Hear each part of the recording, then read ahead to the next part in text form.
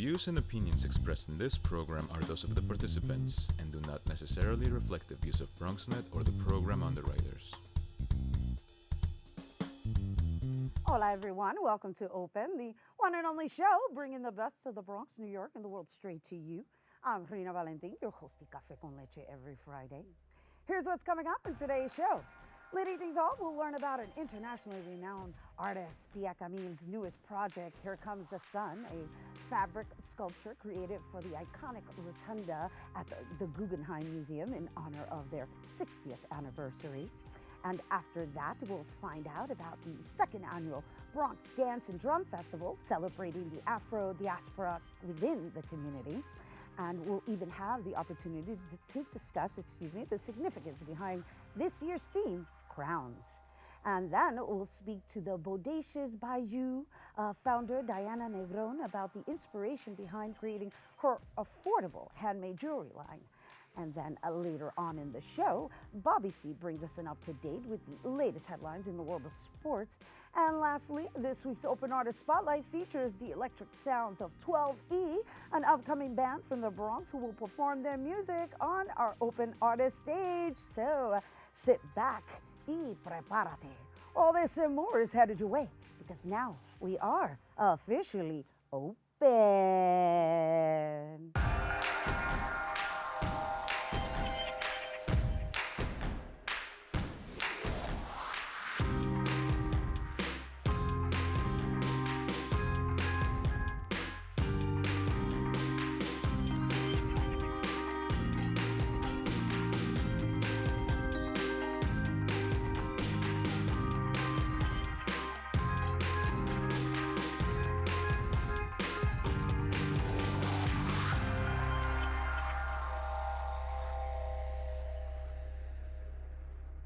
Welcome back to Open, everyone. I'm Rhina Valentin, your hosty Café con Leche for the next hour. Always inviting you to get social with us online, that is. We're always inviting you to tweet us and follow us on Instagram at BronxNet TV and like us on Facebook at Open BronxNet Television. And of course, while there, don't forget, follow moi on Twitter, FB, Instagram, Instastories, LinkedIn, and Snapchat at Rhina Valentin. All right, so here comes the sun. Woo. It's actually a special project that incorporates over 200 secondhand t-shirts donated from communities in East Harlem, Corona, Queens, and project participants. And the purpose of the fabric sculpture is to bring light to the global consumer culture, contemporary trade routes, and the immigration impact on society. This project will now be a part of the Guggenheim Museum's permanent collection. And joining us to share more, we welcome internationally renowned artist Pia Camils and Guggenheim Performance and Media Curator Nat Trotman. Hello and welcome. Hello, thank you so much for having us. Thank you for being here and making it here on the day of the unveiling. Oh my gosh, you must have a lot on your plate. So Nat, first and foremost, congratulations and happy anniversary to the Guggenheim. Thank you.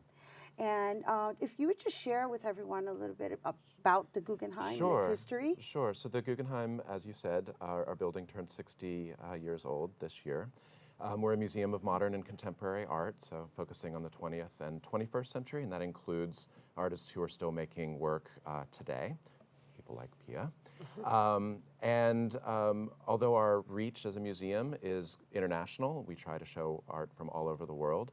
We're also very interested in engaging local communities, and so we have a series of projects that we've done where we have reached out to communities in East Harlem and in other parts of the city and tried to get them involved in the creation of artworks and the display of artworks, both in the museum and in the vicinity.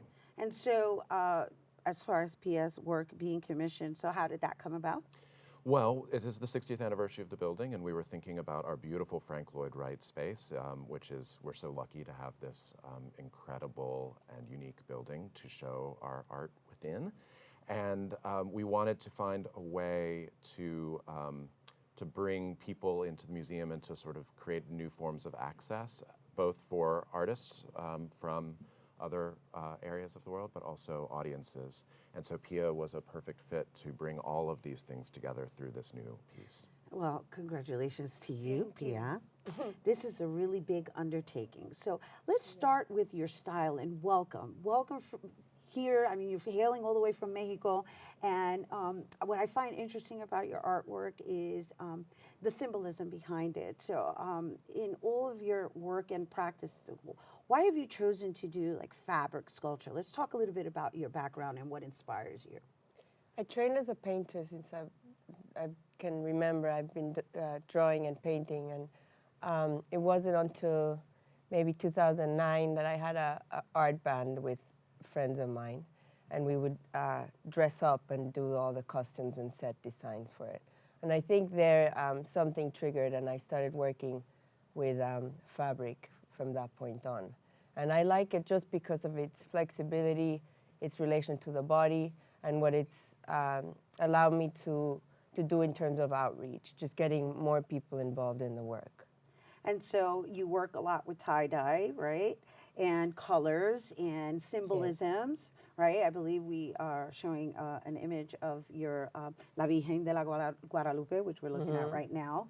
And that's some of your past work, and we're actually here to speak about the future as well as the unveiling that's about to occur.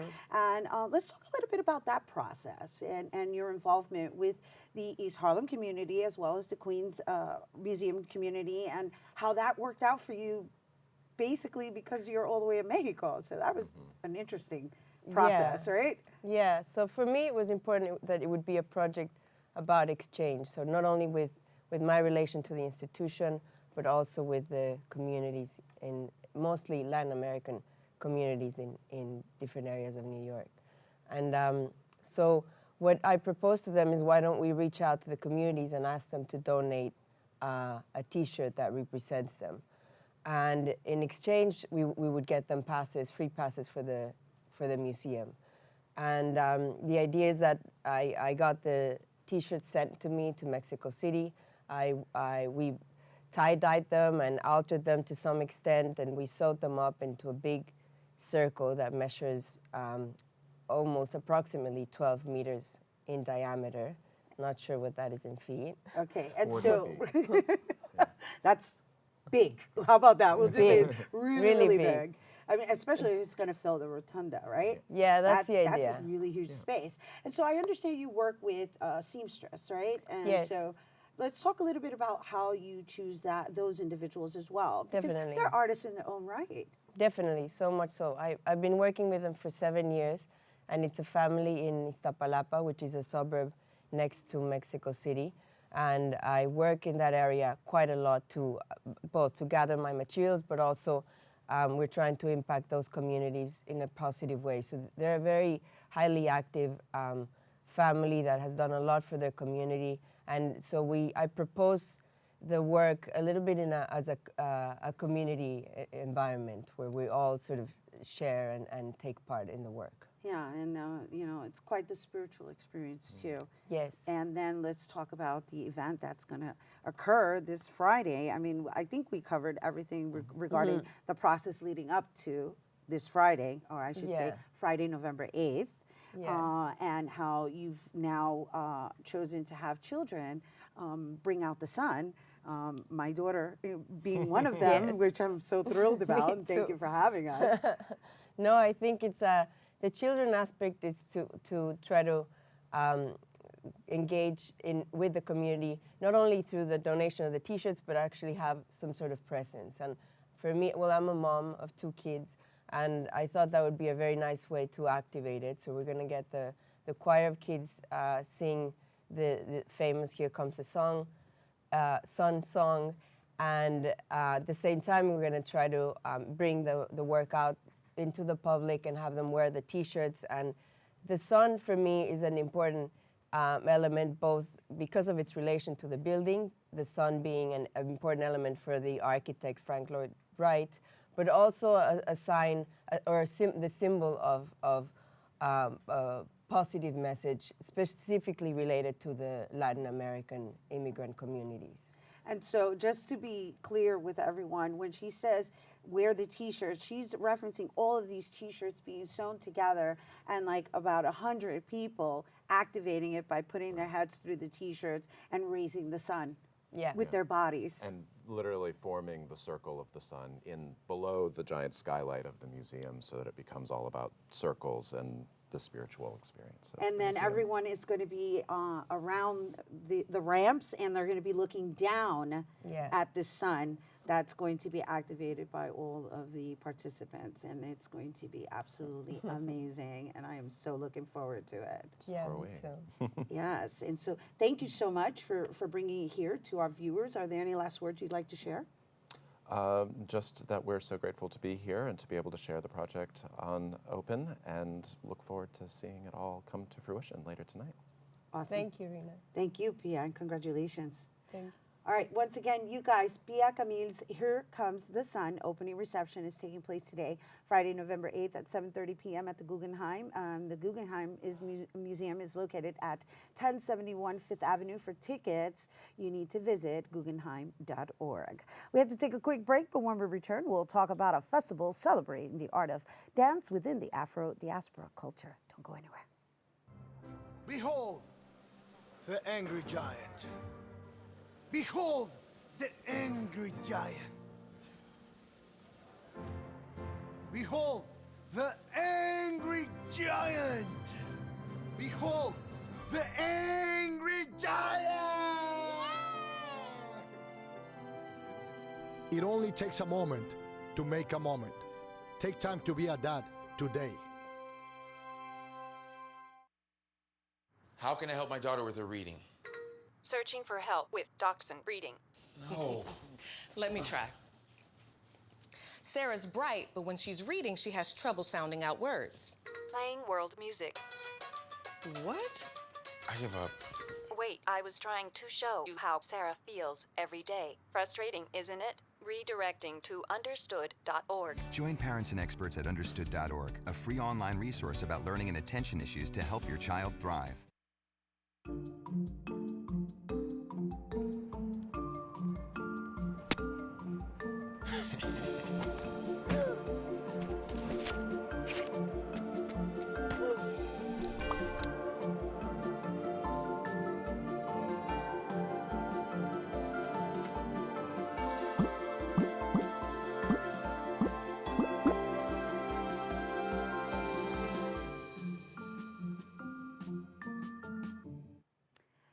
Welcome back to Open, everyone.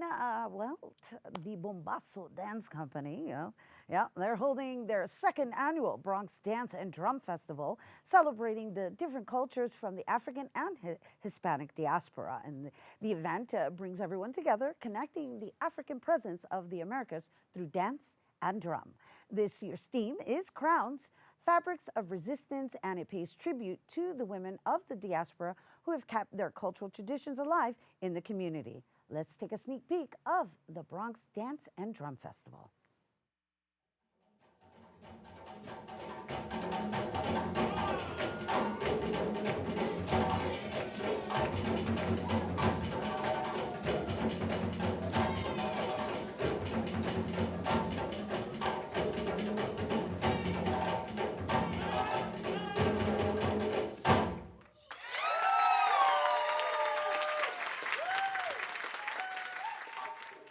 Here now to share more about this year's Bronx Dance and Drum Festival, titled Crowns, Fabrics of Resistance from the Diaspora. Please welcome Bombasso Dance Company Incorporated Director, Milteri Tucker. Hello and welcome. Gracias, Rita. So a pleasure to be here this morning. First, let me congratulate you on being a NALIC grant award recipient. Thank you. This year. Yes. That's a big undertaking. Yes, that was amazing. I'm very thrilled and honored to have been selected among so many national artists, Latino artists who applied. I'm sorry, let me just be clear about what NALIC is, represents. It's the National Association of Latin Arts and Culture. Yes. So congratulations on that. Thank you. Big Thank deal. you. Second round. And Yes. look at this. Second year, you already received the NALEC grant. So obviously you're doing something right, my dear. Well, our ancestors are with us, and when you're doing something that you truly love and you're passionate about, it's overflowing. So I had the privilege of attending last year's, Yes. which was really nice and just really refreshing to see the African diaspora come together Right. from different Caribbean cultural backgrounds. Right. And I noticed that this year you've expanded on that. Yes. So we must talk about how you even found these people, because it's quite lovely to see that relation, even though coming from different places. Absolutely.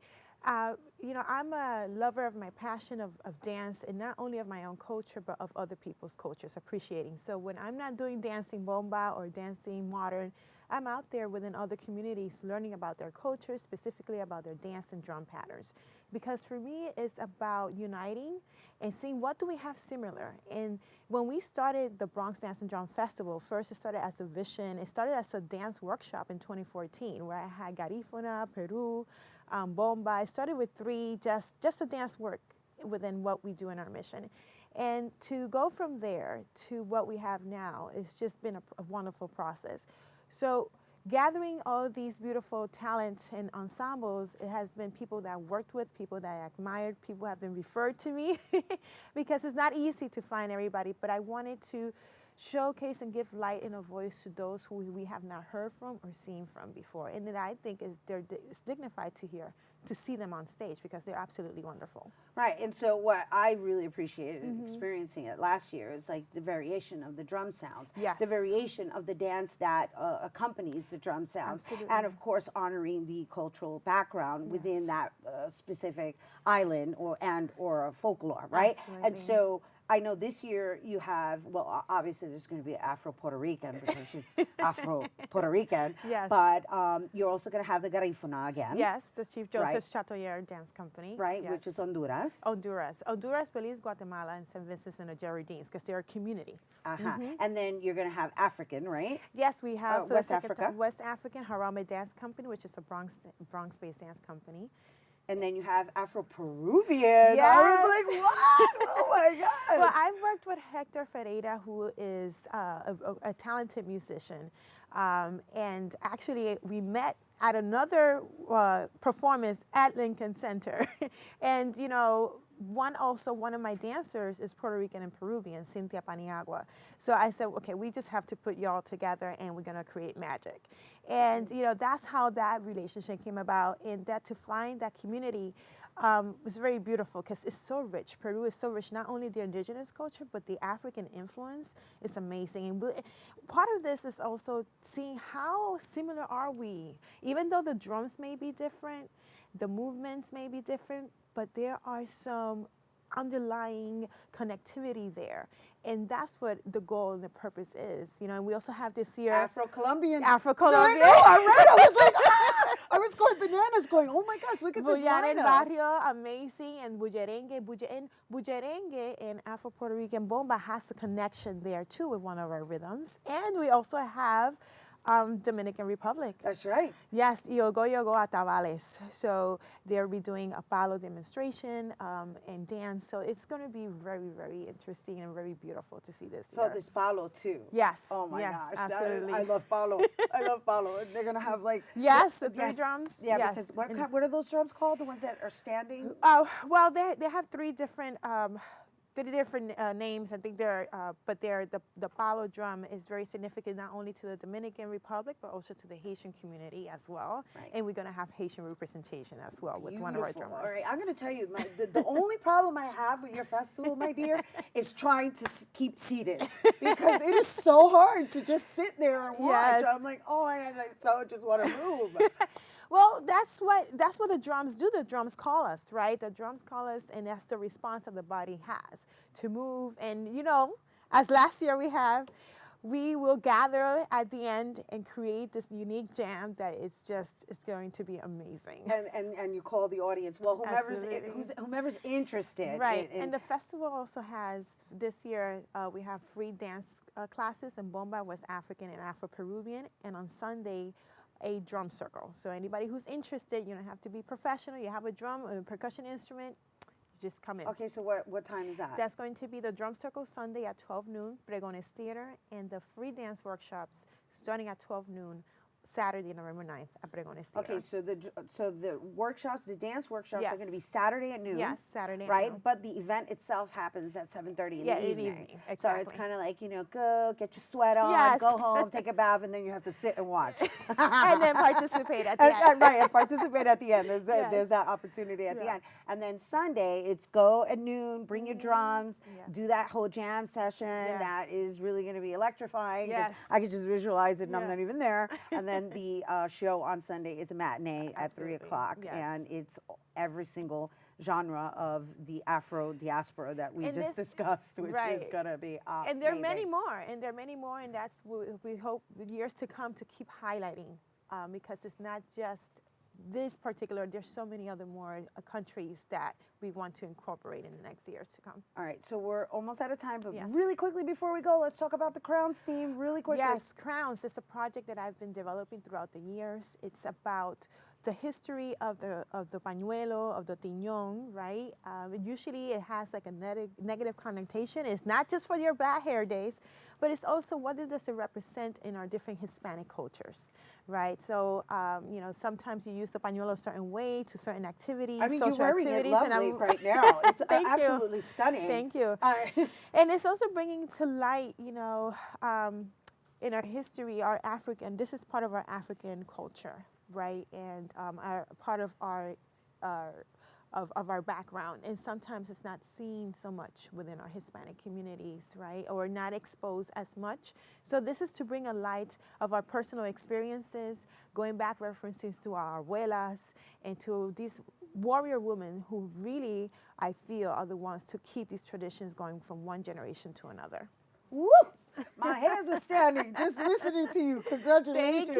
Thank Queen, you so much. wearing that corona. Look Thank at that you, thank lovely you. crown. You're Thank you. quite the craftswoman with creating designs with them too. Yes, So yes, yes. Thank you for bringing it here. You guys, once again, the second annual Bronx Dance and Drum Festival presents Crowns, Fabrics of Resistance from the Diaspora is taking place on Saturday, November 9th at 7:30 p.m. But don't forget, there's dance classes at noon. And on Sunday, November 10th, the event begins at 3 p.m. But don't forget, there's a drum session at noon on Sunday. And that's all happening at Pregones Theater, which is located at 575 Walton Avenue.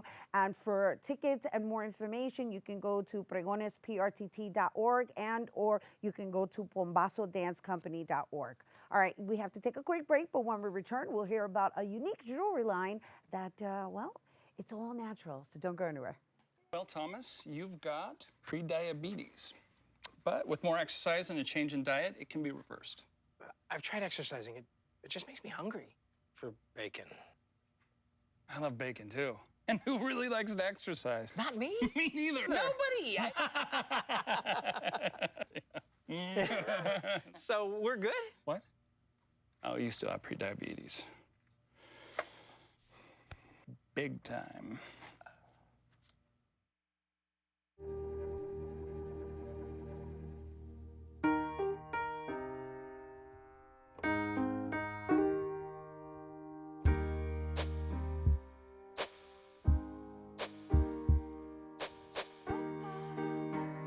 And I can't change, even if I try, even if I wanted to. My love, she keeps me warm. She keeps me warm. She keeps me warm. She keeps me warm.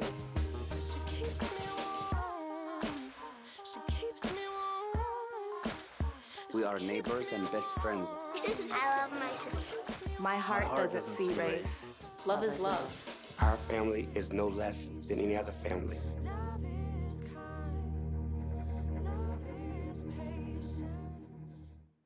Hey, welcome back to Open, everyone. You know, always inviting you to get social with us. That's right. Tweet us at BronxNet TV. And while you're there, tweet me too at Rhina Valentin. So our next guest decided to create an affordable jewelry line filled with fun pieces along with colors for people to enjoy and feel good about themselves. Bodacious Bijous, right? I said it right this time, is made with special attention and quality materials, offering people the opportunity to express themselves through design. And joining us to share more about her jewelry line, please welcome Bodacious Bijous founder Diana Negron.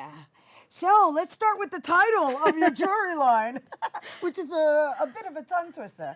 Bodacious Bijous. Bijous. It's literally attractive jewelry. And it sounded way better than just saying attractive jewelry.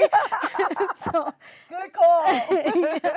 And I guess I can kind of consider myself a little bodacious too, so why not? I like that. Yeah. I like that. It's all about embracing, right? Yeah. Who we are in our entirety. So, so what makes your jewelry so unique?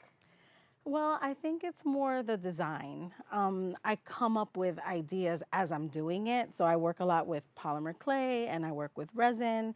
And I don't always know what I'm going to make in advance. I just sit down and just see what inspires me and just start to create. And I guess the reason why it's unique is because it's not like stuff I've seen before. All right. So the earrings that we're looking at, this is all made from polymer clay. Right. So Yes. Can I ask why you chose polymer clay as your material to create these artifacts, right? Or they're like artist pieces. They're like wearable art. Right. Because I'm not restricted to a specific size. I'm not restricted to a specific design. I can pretty much make it the way that I want. Polymer clay is malleable, so I can create it in whatever shape I like and whatever color. I like to mix colors and just sort of make a different, version of it. So. And the beauty of it is that it is kind of like symbolic of our ancestors too, Yes. right? Because they're molding Yes.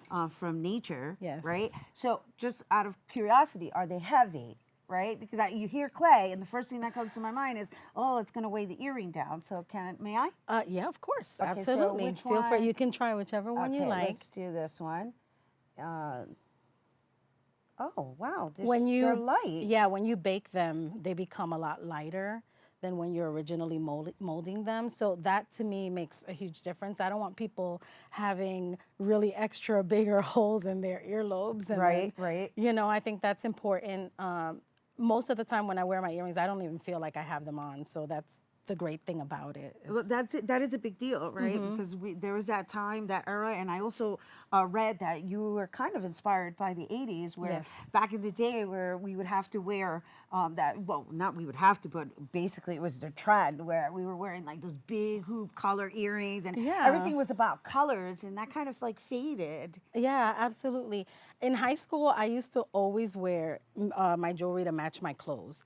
So that to me was something that was so normal every single day. And I think as the years went by, you just kind of lose that a little bit. And I decided, let me bring that back. My daughter is an artist and she inspired me to start working with clay and start doing this stuff. I had no idea what I was going to start making, but this is what came out of it.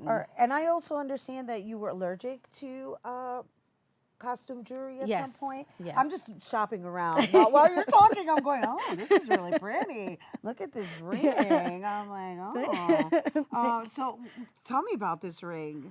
Well, I use a mold to make it look like a jewel. It isn't. It's literally resin with mica powder, but I don't use one color. I use multiple colors so that it can highlight and give it sort of a glimmer as if it were a jewel. And it's affordable, which is the important part of it. So you can look like you're wearing a jewel, and it really isn't. I want to show this to everybody, just in case it gets, because you have a lot of items here on the table. Yes. And I want them to see the variations of these beautiful rings that she created. They're really beautiful. Yeah, thank you. And so let's talk about the hypoallergenic aspect of it. Yeah, so the materials that I purchase, I really try my best to make sure that I buy anything that is hypoallergenic, especially for the ears, because a lot of people have sensitivity to these metals. So that's really important to me. I've experienced that myself. So I want to make sure when people are wearing my jewelry that they not only feel comfortable, that they not only, not affect their health, but also that they look great. Right, and that they can continue wearing them. Yes, of course. Why not? And so I just want to share with our viewers that I did discover you at the Taste of the Bronx. Yes. And I know that they have various pop-ups, and I believe there's another one coming up in November. Yes. And I know the location is to be determined. However, is that the only organization you work with when it comes to pop-ups? Yeah, I actually just recently started making jewelry. So this is very new. All of it is very new to me. It started off as a hobby, and I went to Taste of the Bronx. I filled out the application. They brought me in, and I met you, and here I am. Look at that. And now she's available to you guys because, the holiday season is right around the corner. So thank you for being here and good luck on your journey. They're lovely. You're welcome. And once again, for more on jewelry from Bodacious Bijous, please visit etsy.com/shop/Bodacious Bijous. All right. You can also find Diana on Instagram at Bodacious_Bijous. And of course, while you're there, visit at Taste of the Bronx. All right, stay tuned because Bobby C's weekly sports roundup is coming up next. Chiru has no choice. She and millions like her walk miles a day for dirty water.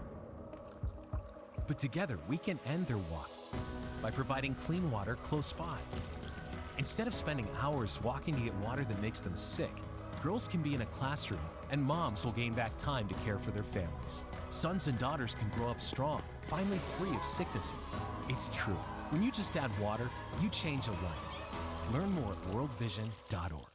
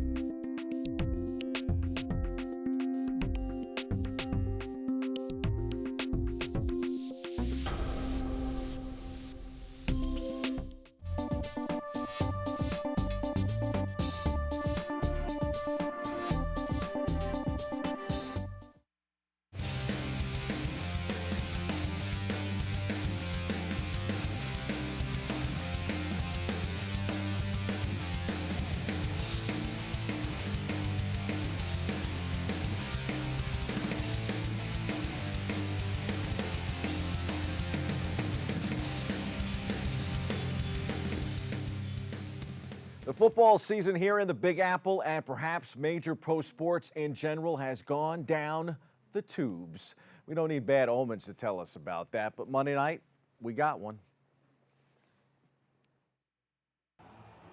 Giants taking on the Cowboys at MetLife Stadium on Monday Night Football. First play of the game, Dak Prescott picked off by Antoine Bethea, setting up the G-men early.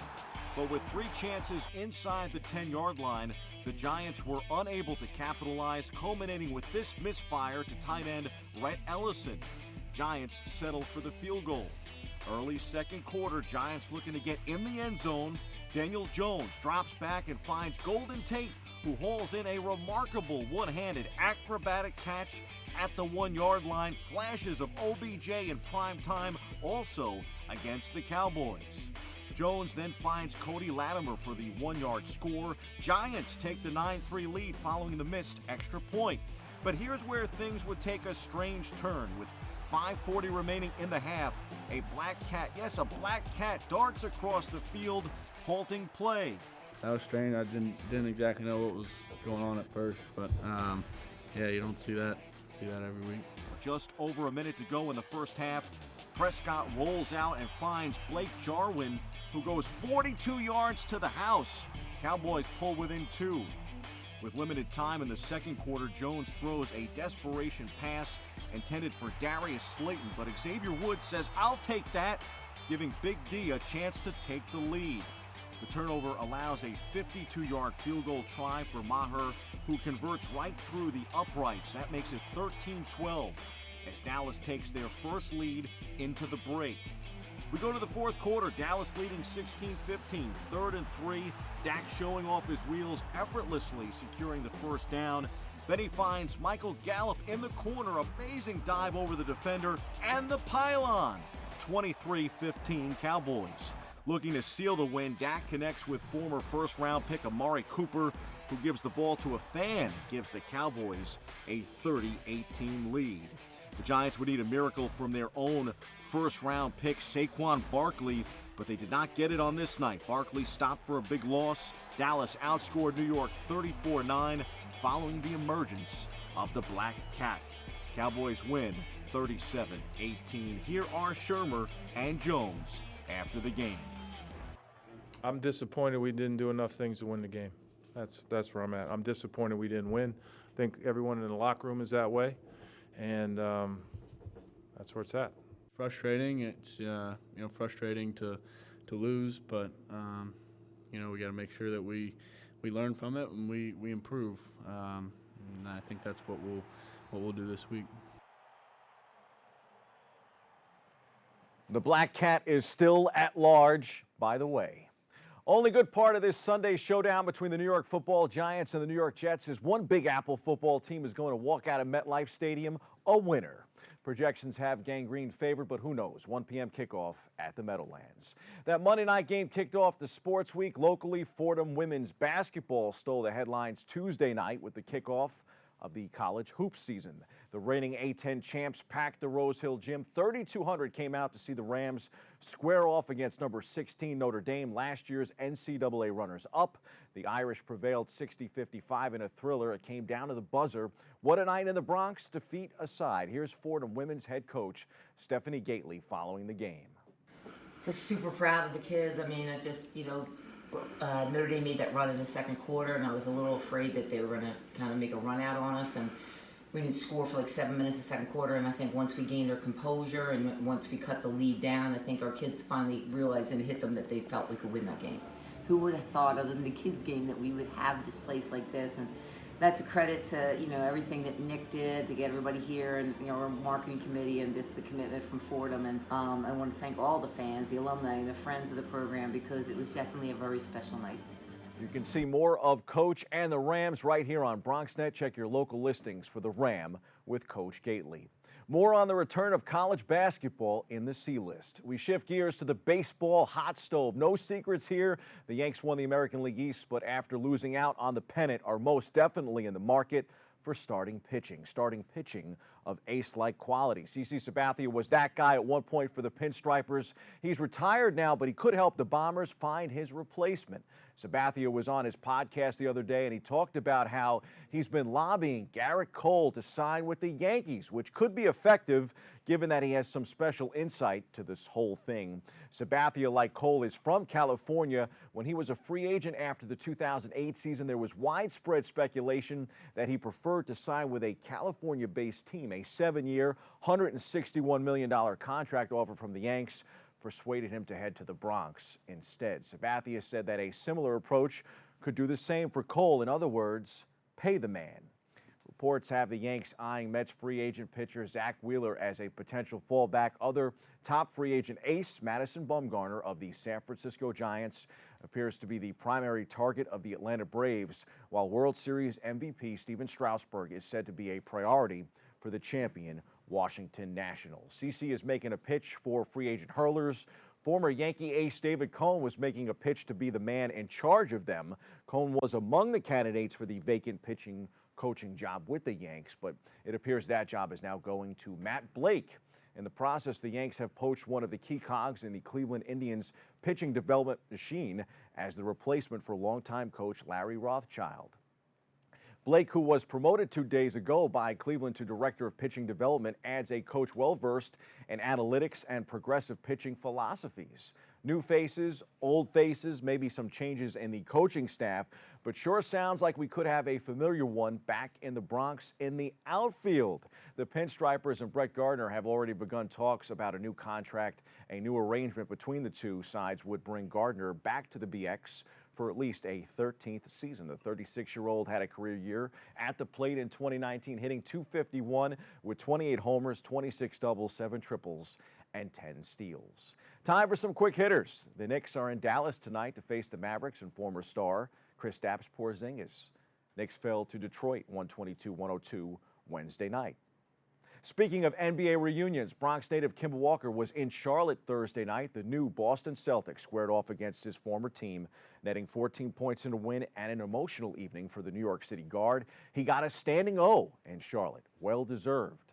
And while we have you stuck on New York City playmakers, how about a nod to Cole Anthony, the son of former New York Knick Greg Anthony? The new North Carolina Tar Heel might be the toast of the freshman class. Anthony popped off for 34 points, 11 rebounds, and 5 assists on 12 of 24 shooting from the field.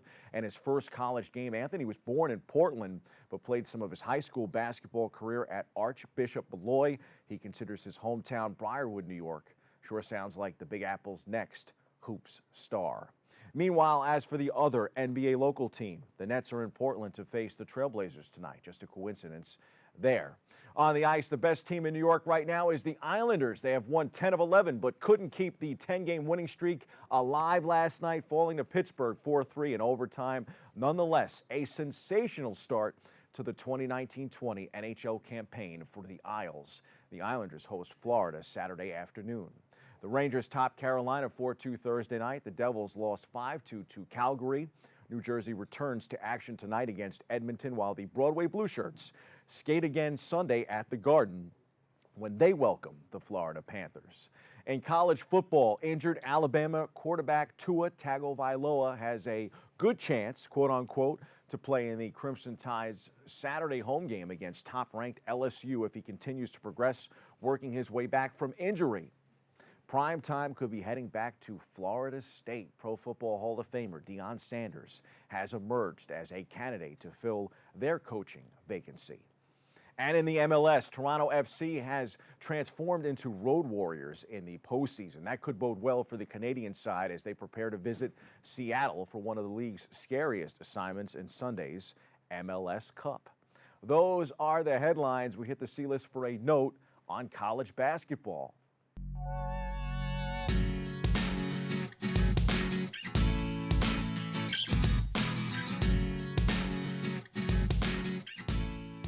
There's been plenty of chatter lately about Madison Square Garden and its role in basketball circles. A lot of that stemmed from Kevin Durant heading to Brooklyn to play for the Nets, spurning the Knicks in free agency. This C-list isn't to debate the Mecca in the professional ranks, but it is to make this comment. The Garden may no longer hold the zest it once did in the NBA, but it most certainly does in the world of college basketball. And it's not only great to have college hoops back, but that its return was most felt right here in the Bronx at Fordham Tuesday night, and then down at the Garden, the world's most famous arena, especially when it comes to the college hardwood. The Garden's college basketball season starts with a bang and finishes in similar fashion. The eyes of the sport were zeroed in on MSG on the first night of the season when Kansas met Duke and Kentucky took on Michigan State in the annual Champions Classic. And on the second to last weekend of the year, the arena will again be the focal point as it plays host to the NCAA Tournament's East Regional between March 27th through the 29th for the third time since 2014. Those two events highlight a blockbuster season of college basketball at the Garden, which released the completed schedule this week. It includes the two-night 2K Classic on November 21st, 22nd, featuring Duke and Georgetown, the Jimmy V Classic, Louisville versus Texas Tech, and UConn versus Indiana on December 10th, 7 St. John's regular season games, and the Big East Tournament from March 11th through the 14th. The Holiday Festival is back on December 7th when St. John's hosts West Virginia in the first year of the Big East Big 12 Challenge, and so is the Big Ten Super Saturday as Michigan and Rutgers meet in wrestling and basketball on February 1st. The year wraps up with the NIT on March 31st and April 2nd. It may not be March, but there's plenty to dance about here in New York. College basketball is back, and it's better than ever at MSG and in the city that never sleeps. That's your look at sports. I'm Bobby C. More Open back after this.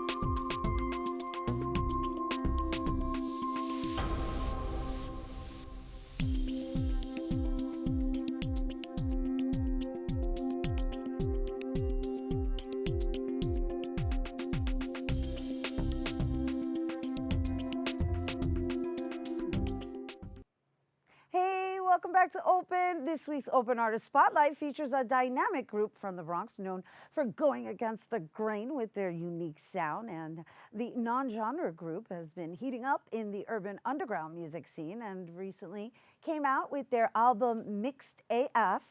Wonder what that stands for, which is filled with mixed sounds, of course.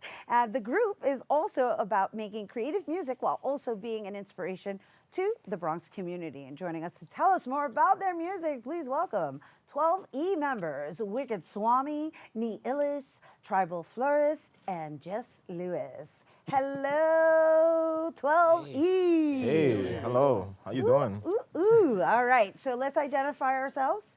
And you are? Wicked Swami. Wicked Swami. Tribal Florist. Tribal Florist. Nee Illis. Nee Illis. Just Lewis. And Just Lewis. All right. So first and foremost, let's talk about this titled album or titled song, right? Because you guys do singles and stuff like that. Mixed AF.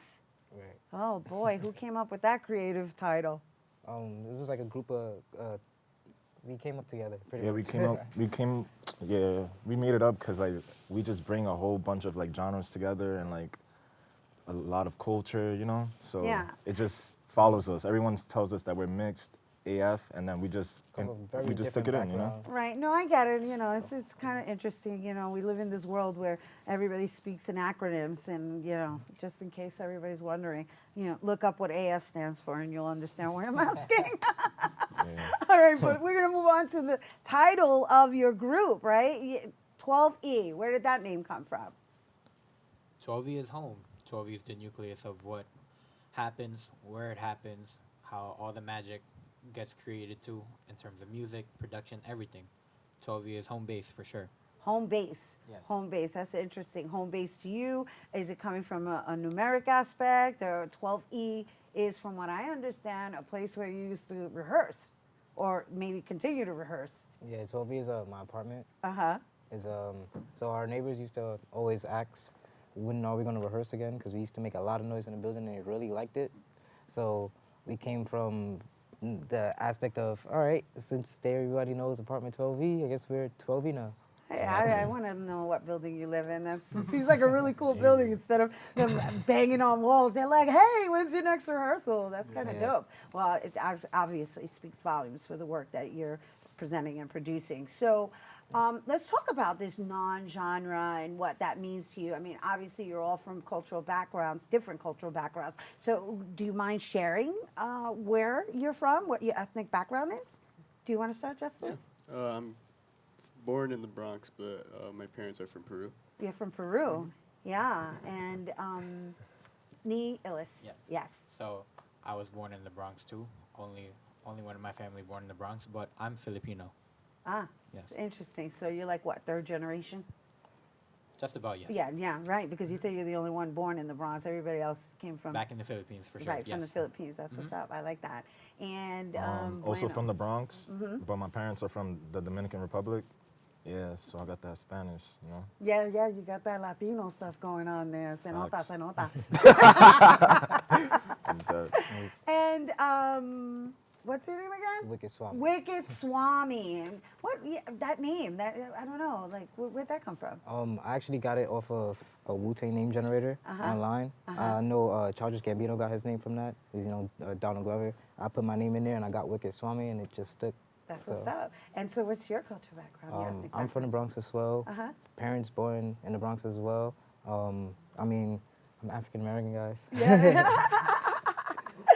It's all good. You know, the reason for my question is because thank you for all sharing that you are from the Bronx.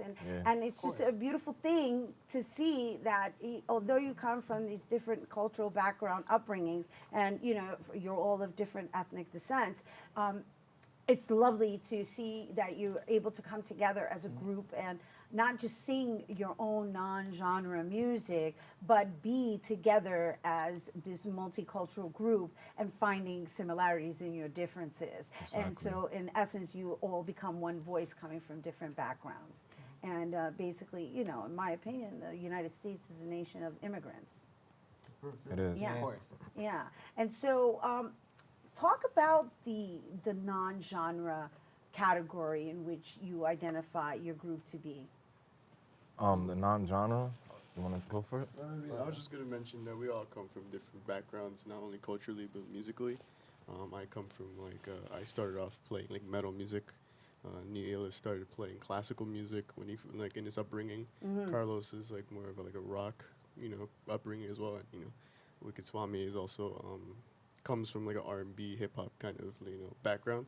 So all of our genres mixed together makes a unique sound when it comes to not only our music, when it comes to on our album, also our live performances as well.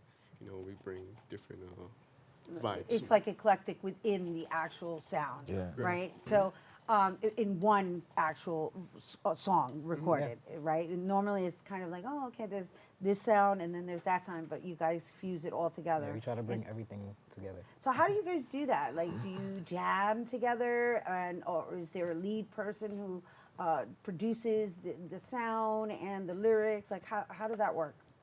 It's been going on for years in terms of our chemistry building and how. How many years? I mean, we known each other since freshman year, so that's like, we graduated like 5 years ago, so that's like 10. A lot of years. Yeah, a lot of years. That's math, man. Like too much. Like I don't know. Well, I think when you're using numbers, it's math. Yeah. I gotta mess with you guys. I've been having such a ball with you guys. We actually went to Celia Cruz, like across. Right here, yeah, and we also awesome. were here, like in Lehman, because they had like a partnership. We Yeah. technically started as a jazz band. Yeah, we started in jazz band. Yeah. And we grew to who we are today as 12E. I love it, and we're so excited that you're bringing it here to our open artist stage. So, what are you guys going to be presenting today? We're going to be playing 2 songs off of the project and album Mixed AF. Song number 1, Like You Mean It. Song number 2, Lonely Nights. All right, you guys, thank you for being here, and thank you for allowing us to get to know you a little bit better. And now you guys, you're going to get to know their music. But we're going to take a quick break, but when we return, 12E will perform their single for us, so don't go anywhere. We'll be right back.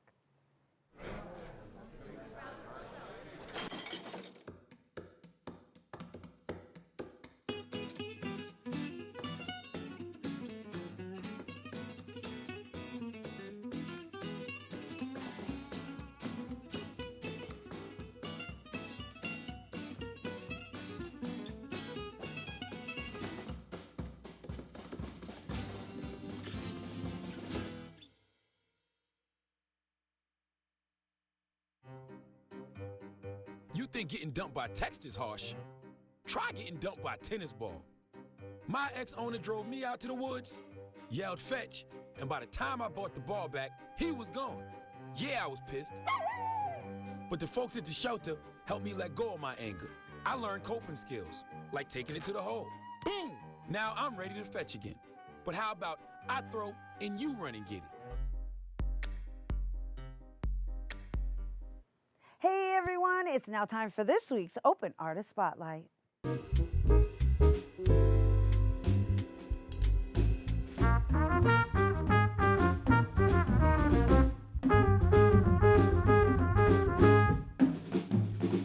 Here now to perform Like You Mean It, put your hands together for 12E. Tell me like you mean it, yeah. Tell me like you mean it. Tell me like you mean it. Tell me like you mean it, yeah. Tell me like you mean it. Tell me like you mean it, yeah. Tell me like you mean it. Tell me like you mean it. Never too good for another love, yeah. That's what I gotta tell myself when you falling in and out just like the stars above, yeah. I think I must surround myself, put my kicks on, headed to the local club, yeah. Shorty with the high heels on, come on over, fast forward, now we making love, yeah. Baking on a bathroom stall, I'm hoping that I paint a clearer picture. You was never around, but I wanted to be with you. I had to go and find my way so I could get through all these feelings. Got a new girl every night, got me looking like a villain. I don't want to love, but I'm the savage of the village, yeah. I got a habit of loving without the Sacramento feeling. That's why I'm always scared. Tell me like you mean it. Tell me like you mean it. I know you said you love me, but tell me like you mean it. Tell me like you mean it. Tell me like you mean it. tell me like you mean it. I know you said you love me, but tell me like you mean it. Tell me like it. It's been 3 months that we kept it going. Got her in her feelings, but I ain't really wanting. She was talking serious, I was talking in moments. Try to slow it down too late. Things are flowing, kinda had a nice vibe with the little lady. Fooling every night, talking to her daily. It's a better combos, but the sex was crazy. Yeah. Then I messed around when I called her baby. I got a new problem. Tell me like you need it. I know you said you love me, but you never seem to mean it. That's what I'm always getting, girl, that's why I'm always leaving. I think I'm too young, time to rethink all my reasons. But that's my love, it always has been and it always was. I never dipped in, but I always flood. And there it was, another person that I slowly lost. Because I never gave him what it was. That's why I'm always getting. Tell me like you mean it. Tell me like you mean it. I know you said you love me, but tell me like you mean it. Tell me like you, hey, tell me like you, hey, tell me like you mean it.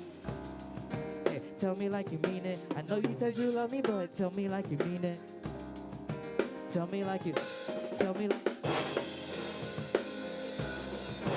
tell me like, tell me like it. Tell me like it, tell me like it. Tell me like it, tell me like it. Yeah, yeah. Thank you.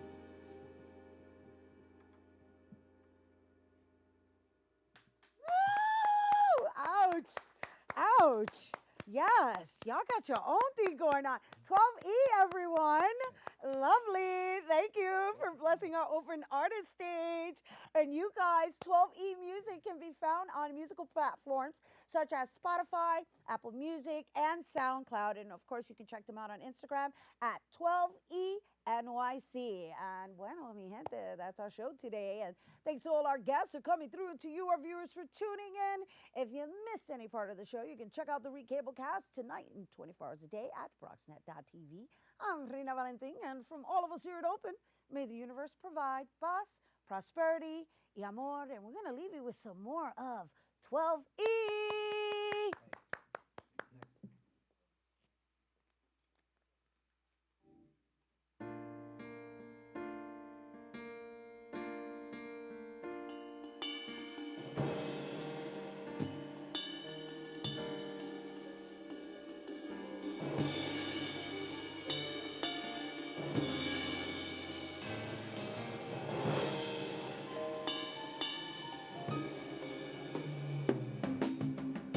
Lonely souls we are.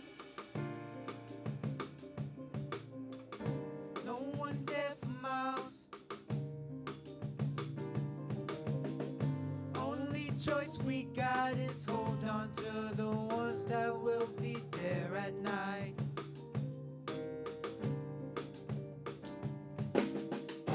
Lonely souls we are. No one there for miles.